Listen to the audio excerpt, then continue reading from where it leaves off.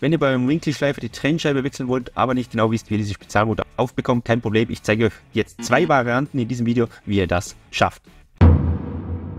Meistens ist beim Gerät selbst ein Stirnlochschlüssel dabei, hier bei mir im Griff versteckt. Der hat so 2 Stifte, mit denen könnt ihr hier in die Spezialmotor hier einsetzen und dann einfach die Scheibe oder das Werkzeug aufdrehen.